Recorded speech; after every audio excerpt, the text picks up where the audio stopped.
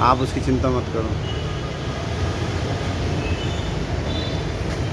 ये बताइए, भोपाल में भूमाफिया सक्रिय है और कहीं-कहीं तो ये है, कई थानों के अंतर्गत तो मतलब काफ़ी राजस्व में काफ़ी चोरियां हो रही हैं, कुछ ज़मीनें हड़पी जा रही हैं, मकानों पे ताले टूट जाते हैं कहीं-कहीं तो। और रहा सवाल ये, मकानों पे भी कब्जे हो रहे हैं और इस पे जनसुनवाई में चाहे प्रकरण आए, चाहे सीएम हेल्पलाइन में आए, सुनवाई कुछ नहीं हो पा रही। क्या कहना है इस विषय में आपका? क्या है कि जिला प्रशासन का एक नैतिक दायित्व बनता है कि जितने भी भूमाफिया हैं, जितने भी जो कर्मकांड कर रहे हैं, जिला प्रशासन का नैतिक अधिकार बनता है कि जन सुनवाई के माध्यम से तुरंत न्याय मिलना चाहिए। जन सुनवाई के माध्यम से लगभग एक आवेदन 10-10 बार आवेदन देता है, सुनवाई नहीं होती है। और भूमाफियों को तो राज में आपको बताना चाहिए, भूमाफियों का इतना बड़ा राज है कि जिसकी ज़मीन है उस पर भी कब्जा कर लेते हैं। जिला प्रशासन, पुलिस प्रशासन निष्क्रिय साबित हो रहा है।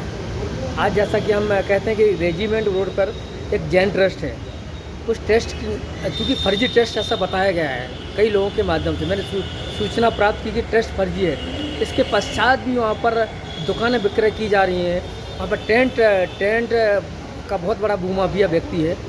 मतलब इस भोपाल ज़िले में बड़ी दयनीय स्थिति है कि जिला प्रशासन और पुलिस प्रशासन सक्रिय नहीं है। मैं भारतीय जनता का प्रतिनिधि होने के साथ साथ मैं प्रयास करूँगा कि भोपाल प्रभारी माननीय मंत्री जी को मैं ज्ञापन दूंगा, माननीय सीएम साहब को ज्ञापन दूंगा कि भोपाल में जो भूमाफियों का राज है उस पर अंकुश लगना चाहिए, तानाशाही कम होना चाहिए।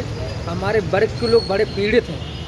अच्छा, एक मेरा सुझाव ये भी था कि जन सुनवाई जब होती है उसमें कलेक्टर साहब उपस्थित नहीं होते, तो इससे भी मतलब जब राजा ही नहीं बैठेगा तो प्रजा क्या करेगी, तो जन सुनवाई में मतलब इस कारण निर्णय भी नहीं हो पाते हैं। संभवतः बहुत अच्छी बात कही आपने, क्योंकि मेरे ख्याल से कलेक्टर महोदय जब जन सुनवाई में रहते हैं तभी कार्य होते हैं, जन सुनवाई में जब वो नहीं रहते हैं, अन्य जैसे कि प्रतिनिधि रहता है तो लगभग उसका एक रिजल्ट अच्छा नहीं आता है। कलेक्टर महोदय बहुत अच्छे व्यक्ति हैं, उनके माध्यम से मैंने देखा है कई गरीब लोगों को सहायता दी गई है। कलेक्टर साहब सुलभ तरीके से काम करते हैं, क्योंकि अन्य प्रशासनिक अधिकारियों का पुलिस प्रशासन पर और अन्य भूमाफियों पर अंकुश नहीं है।